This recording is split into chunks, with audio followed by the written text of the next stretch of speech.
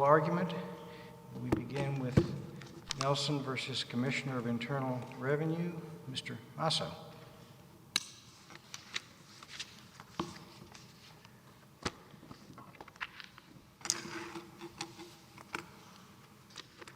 Good morning, Your Honors. May it please the Court. My name is Jadd Masso, and I represent the taxpayers Mary Pat and James Nelson. The tax court's opinion regarding the effect of the defined value clauses in these assignments was wrong for at least two reasons that I'd like to discuss this morning. Number one, it relies on post-gift occurrences to measure the quantity of partnership interests that were transferred on the assignment dates rather than the defined or stated values in the assignments themselves. That was wrong because this court held in McCord that post-gift occurrences do not affect and may not be considered in the valuation of a gift.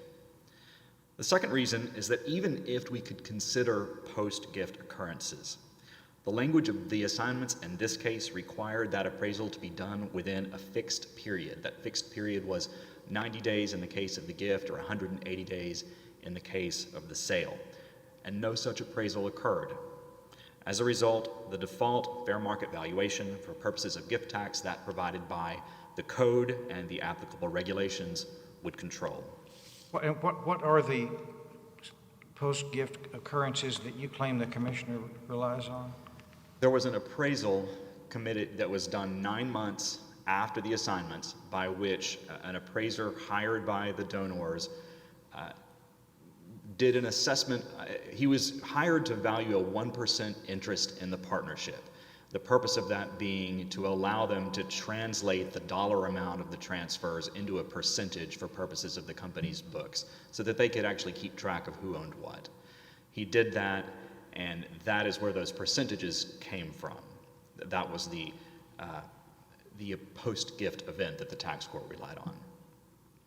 Now, the government stipulated in this case that the transfers were complete on the assignment date. That was the end of December 2008 and January 2nd, 2009.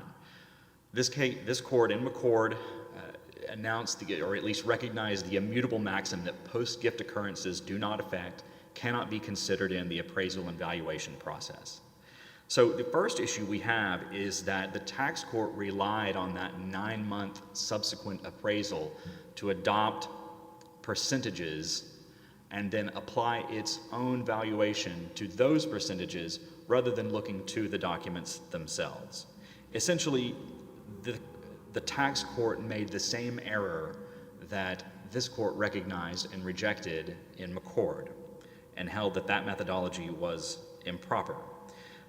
In McCord, the court told us that knowing the values of the transfers is enough, that an asset, a transfer, can be measured by a value. We don't have to know the percentage in order for that transfer to be effective. And as the court said in McCord, the tax court in this case should have stopped with the assignment agreement's plain wording. Because do I understand your position that what should have happened is that the number of shares would have been retroactively adjusted so that the value stayed below whatever the threshold was for the gift tax?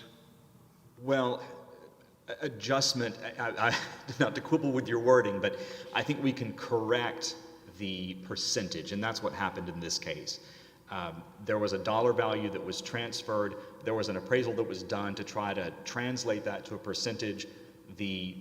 Ultimately, there was a review by the IRS, as of course they're entitled to do, and they said, no, your percentages are wrong. You didn't transfer 65%, you transferred 55%. And if so, we can correct the allocation on our company books and records, just like was done in the Wandry case, where they said that you can look back and say that the transfer is complete and is based on the dollar values.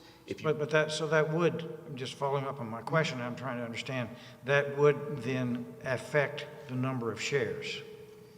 It would correct the number of shares in the book. So if we initially thought we'd transferred 65%, but in fact we'd only transferred 55%, we would go back and make that correction. Another way of thinking about this, Your Honor, that's been helpful to me is that an asset, any asset, can be measured in different ways. You can measure an asset by the percentage of a whole, which is easy to think about when we're talking about an interest in a business. A physical, a tangible asset could be measured by volume or by weight. What McCord and Wandry have recognized that you can also measure an asset by a dollar value, and that's fair, and that is appropriate under the tax code. And so in this case, that's exactly what was done, just as it was done in McCord and in Wandry. We measured the asset, we measured our transfer by a dollar value. For obvious practical reasons later on, that dollar value had to be translated into a percentage.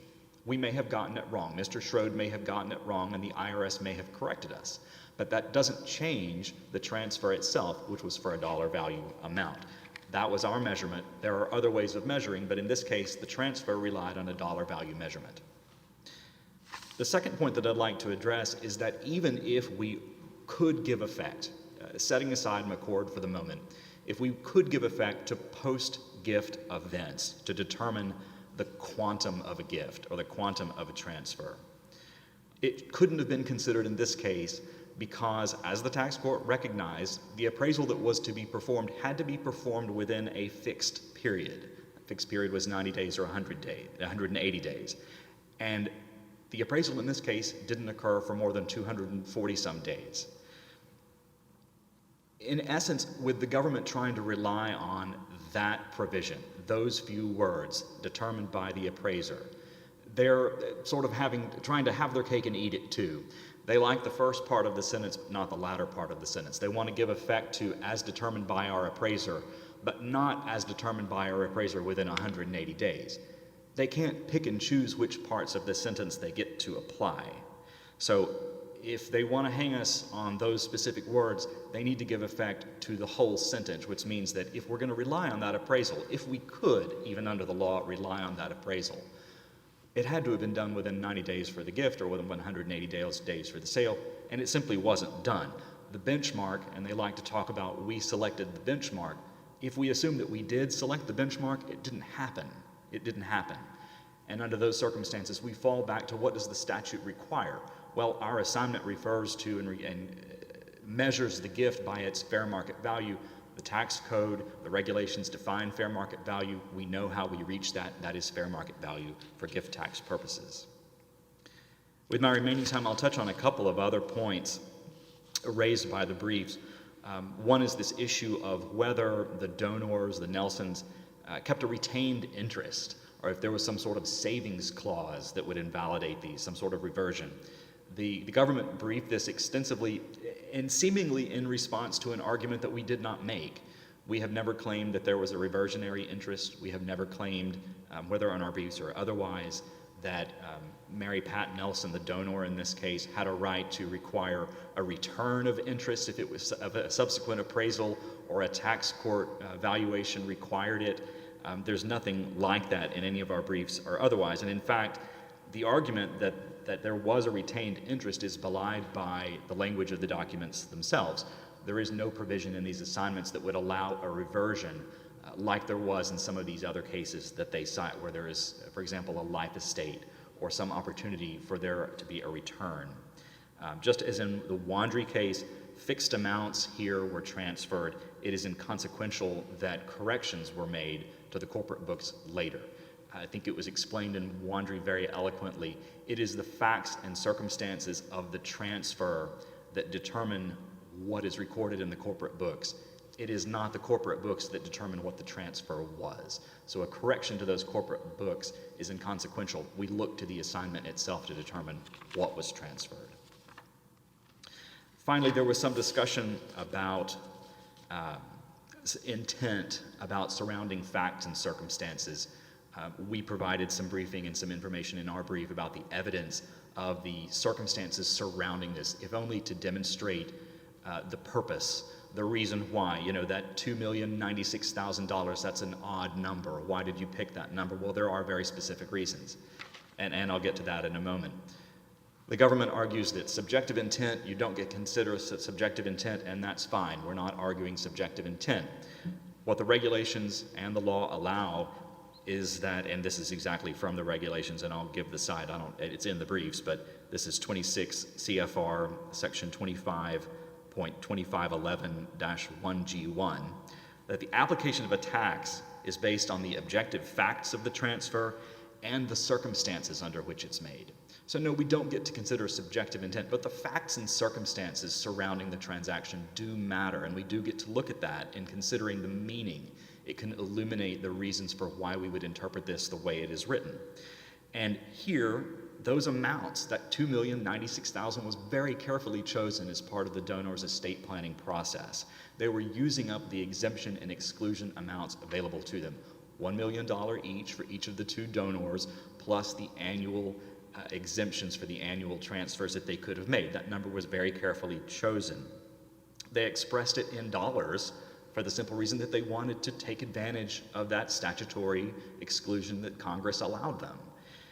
Allowing later adjustments, as the government would have us believe, if later adjustments could be made to that, it would defeat the purpose of setting them up this way in the first place. It would defeat the purpose of the assignments being for specific dollar value amounts. But if your clients had an intent, but the tax court determined that the wording of the documents reflected something different, doesn't the wording of the documents prevail? We can't use the surrounding facts and circumstances to change what the documents say. I agree with you, Judge Haynes. We can't use it to say that the document means something completely different. But I think in this case, where we've got the documents that I think have a plain and unambiguous meaning, we can look at the surrounding facts and circumstances to understand why it was done, and if nothing else, give us some comfort that we're giving it right. And even if we are concerned that there's, for example, a latent ambiguity, I think that was discussed at one point. You've got this provision in there that says, okay, you're going to value it within so many days, and that didn't happen. Okay, well, so how do we value it? If that creates an ambiguity, and I don't think it does, but let's play devil's advocate for a moment and say that it does create an ambiguity, then we can look to all of the objective manifestations of the donor's intent. And I do mean objective manifestations, not just their subjective intent.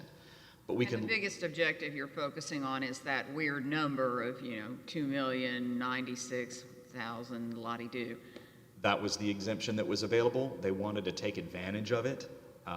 You're focusing on the fact that that's an odd number. Normally, if I was going to be running around giving millions in gifts, probably it wouldn't be this very strange number.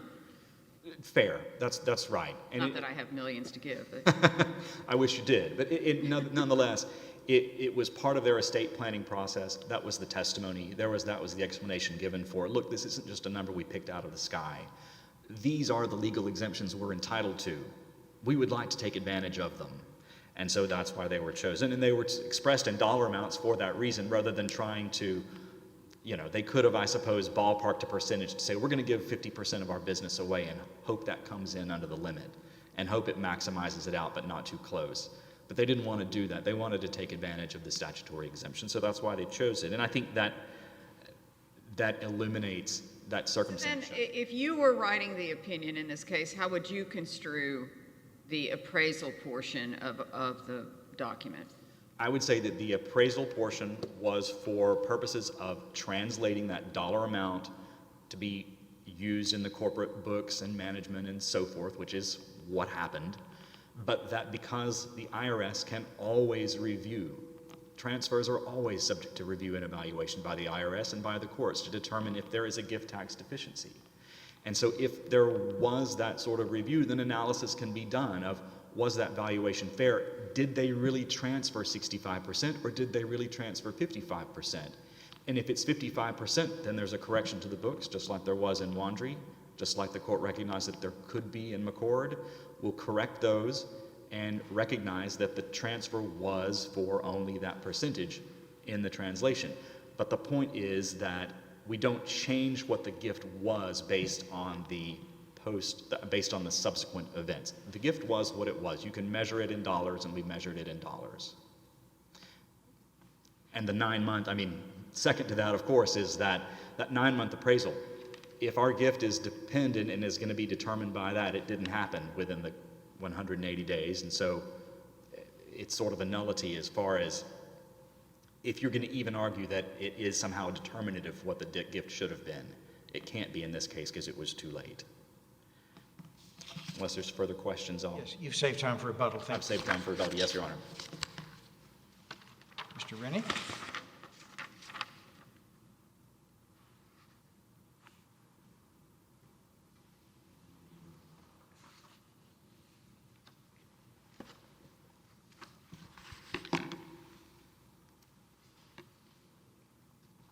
Good morning, Your Honors. Douglas Rennie for the Commissioner. Your Honors, as we've heard, the parties in this case agree that the transfers Mary Nelson made to the trust were complete and irrevocable as of the date of the agreements. We've also heard that the taxpayers agree that Mary Nelson retained no interest after the transfer. And they've acknowledged that the clauses here did not contain any language allowing Mary to take back any part of the transfers. So in other words, we have gifts that were complete, irrevocable, no retained interest, and no clause allowing Mary Nelson to take any part of it back or otherwise recall part of those transfers. But what do you do with the fact that it's pretty obvious they were trying to stay within the sort of congressional exceptions to the gift taxes with this $2,096,000 particularly? I mean, $20 million maybe is more, I don't know. That's correct. Rounded, but $2,096,000 doesn't strike me as a rounded gift, the kind of gift, you don't go get a gift card for $96 or something typically.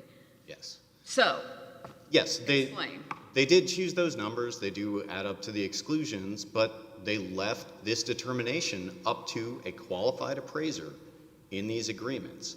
And that's something that they never really addressed, the fact that they left that determination up to the appraiser. That was their chosen benchmark, and they're essentially attempting to read it out of the agreements. What do you do with the fact that the appraiser didn't do it within the days set out? Right. Well, they seem to be saying this terminates the benchmark that they chose, but the fact is they used that benchmark in their agreements when they were interpreting their own agreements that they wrote. They didn't seem to think there was any problem with that when they translated those figures into not only their tax reporting documents, the gift tax forms, the partnership forms, but also the partnership agreements, the distributions they made to the various other parties. And one other thing I should mention about that is we did assert that they waived this argument in our brief, and they did come back and refer to two sentences in their post-trial simultaneous answering brief, which by my count, this was made on the 155th of 164 pages of post-trial briefing, and they did not assert that the clause was void because of the failure to meet that deadline there. We would submit that, as noted in this court's decision in the Gonzalez case, that that's the type of, quote, conclusory barb that is not enough to preserve the issue for appellate review. But I would say the biggest point is they didn't seem to think there was any problem at all with the fact that this was however many days late. They interpreted their own agreement to say that, yes, we're going to use this appraisal. And they needed some measure to use it. They needed a benchmark because it is not enough to just, if you're going to use a set figure, which is true, you can, but you need some way, some benchmark of value to transfer that into a share that you can then use for all these other purposes. But under your theory, they never really can do that because they can get an appraiser who does a good job, but then the IRS can disagree and some judge down the road also finds differently, and then boom, they owe all these taxes. It is possible, Your Honor. There are ways to structure it as took place in the McCord decision, where if you have a situation where you're not trying to have the taxpayer take back property or have it reallocated, which creates a problem because the test for a gift is the relinquishment of dominion and control. But if you have a situation in McCord where property would be reallocated to a charity or among donees, then you can do that. And the McCord decision was out and published when the taxpayers made this arrangement. They could have followed that type of arrangement, but they chose not to. And there are a couple cases that that illustrate the point that the language that the parties choose in this type of agreement matters. Among those are cases we cite in our brief, Harwood versus the Commissioner and Estate of Moore. In particular in Harwood, and that was a published tax court case which was affirmed on appeal, the transfer agreement required the recipient, the trust, to pay the donors back the excess value if there were two conditions. First, a determination that the property's value exceeded a chosen amount. And second, the trustee's attorney concluded that a lower value was not defensible. The taxpayer argued that this clause was equivalent to setting the value of the transfer as determined by the tax court, and that meant no gift tax was owed. The court rejected that argument. It held the clause did not even come into effect because the second half of it was not implicated by the court saying the valuation was wrong. In other words, it refused to read the second half of that clause out of existence. And that's the equivalent of what the tax court did here, where it correctly refused to ignore the fact that they left this determination up to a qualified appraiser. Another case that illustrates this principle is the Estate of Moore case. That is a somewhat complicated case in that it had a number of different agreements at work, but the gist of it is that the estate in that case was arguing that the clauses they had there was analogous to the clauses in Estate of Christensen and Estate of Petter, which used a benchmark of a final determination for federal gift tax purposes. The court disagreed with that. They said, no, you have different language in these agreements that make a reallocation contingent on an audit. So you have different language, you get a different result. In another case that ultimately demonstrates that, of course, is this court's decision in Succession and McCord, where this court identified the central problem being that the tax court ignored the terms of the transfer agreement. Now, the taxpayers rely heavily on Succession and McCord, Wandry, a number of other cases. We would submit that they're distinguishable here for three key reasons. First, none of them used this qualified appraiser benchmark. They all used variations of the as determined under federal gift tax principles or for federal gift tax purposes.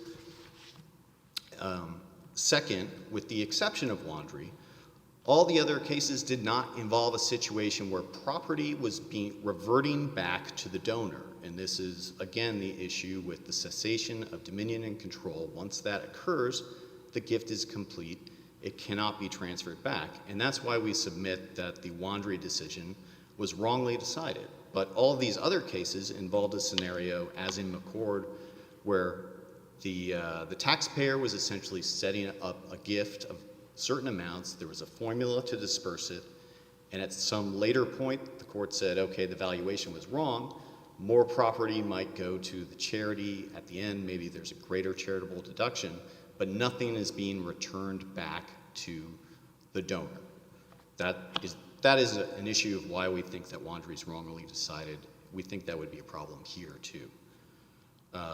And third, there's a charity involved in all of these cases, except Wandry, and that is an issue that some of these courts have found implicate public policy concerns favoring a reallocation and an increased donation to charity. We don't have that situation here. If I could address a few points that came up in the reply brief, the taxpayers mentioned that somehow Mary Nelson, this is on page 4, could have decided not to choose an appraiser because the agreements were sufficiently definite. But again, that's not possible here.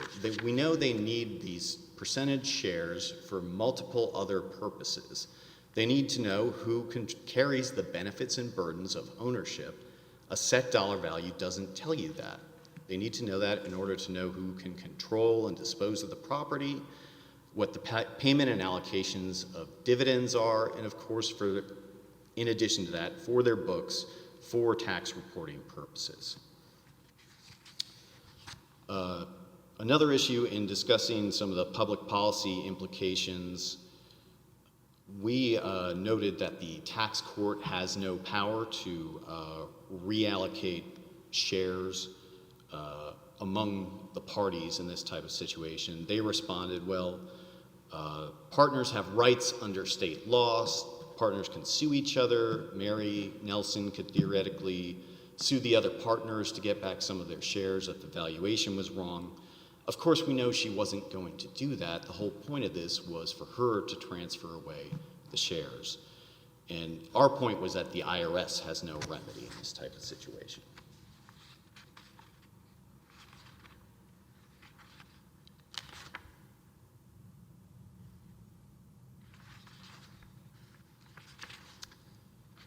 Your Honors, if the court has no further questions, I'll just briefly conclude by noting that here the taxpayers were free to structure their affairs as they chose, and they were free to choose the terms of their transfer agreements. But there's no right to a do-over when many years later they've decided that a different arrangement would have been more beneficial to them. The taxpayers should be held to the consequences of their choice. The law and the transfer agreements do not allow them to change the outcome at this late date. Thank you, Your Honors. Thank you, Mr. Rennie. Mr. Masso, you saved time for rebuttal.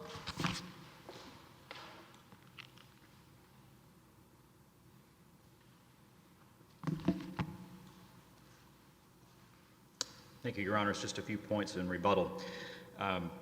The government made a few responses to the cases on which we rely, and I'll address each of those. Number one is that we use, that the donors used and relied on the quote-unquote benchmark. He correctly points out that, of course, for practical reasons, we did have to assign some percentage, just as if I had said, I'm granting you an interest in 20,000 pounds of, or $20,000 worth of grain or coins or some other asset, you're going to have to quantify that somehow for practical use purposes. And so we did that on our books. But that allocation, that translation of dollars into a percentage of the whole is always subject to review by the IRS. It is always subject to review in a court proceeding like this where they say we did it wrong. And so that is not determinative. It doesn't change the amount of the gift that was given on the transfer date when it says we're giving you exactly $2,096,000 worth of this interest. Second, dealing with the reversion or retention issue, the question I have is still the same. Where does it say that in the document? Where does it say if we gave too much, you're going to give us some back so that we don't go over the exemption? It doesn't say that because it doesn't need to.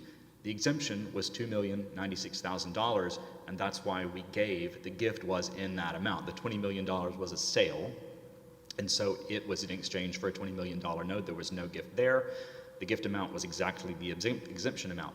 So there was no anticipation that based on some future event, it could get revalued, revert back, and cause the amount of the gift to increase to more than $2,096,000. It's simply not contemplated in the agreement, certainly not within the four corners. This issue of the other cases having to do with charities, except for Wandry, of course, we believe Wandry is not incorrectly decided, naturally, but it doesn't matter because in this case, what we're simply recognizing, if the government's valuation is correct, which we concede that the valuation portion of this is fine, so if it was 65%, now it's 55%, all we're doing is recognizing that the donor still has more than we initially thought. So in a situation like this, it's not as if the asset is suddenly vanishing and is never going to be susceptible to tax. All we recognize is that the donor has more than we initially thought. She gave less than we initially thought as far as volume, as far as that percentage interest. And so in a situation like this, that asset that she still maintains may well be taxable in the future, whether by gift tax, estate tax, or otherwise. The IRS is not entitled to have a remedy in every case. When there's a reallocation of interest where there needs to be a correction to the books, the partners may wish to pursue that on their own. They each have a right and entitlement to receive their fair distribution based on what the gift actually was. So just because the tax court can't force us to do it doesn't mean that it can't happen. And in fact, it's been corrected in this case. That was acknowledged in the briefs, that we did go back and correct them based on the tax court's the valuation that was reached in part of that deal, the settlement that was never finalized with the IRS. Mr. Rennie spoke briefly about policy, and so I'll end on that note. Of course, I touched on the fact that these assets just didn't suddenly disappear. They can still be taxed in the future. But I think more importantly, these are statutory exemptions. Congress created these exemptions for a reason. They created these exclusions for a reason, and they created them in these specific amounts. If we allow the government and the tax court to do what the government advocates for here today, we are actually impeding the public policy that Congress has created in these exemptions. Taxpayers should be entitled to take advantage of the exemptions, and if they wish to do so, as this court recognized in McCord, to do so by stating a value, by measuring a gift in dollars rather than in percentage or in weight or in volume or whatever. McCord instructs us that we can measure a gift in dollars, and that's all we ask for in this case. So we would ask the court reverse and render judgment that there is no deficiency in the gift tax. Unless there's any further questions. That's all Thank I you. have. Thank you, Mr. Masso. Your case is under submission. Remaining case for the day, Great American Insurance Company versus Employers Mutual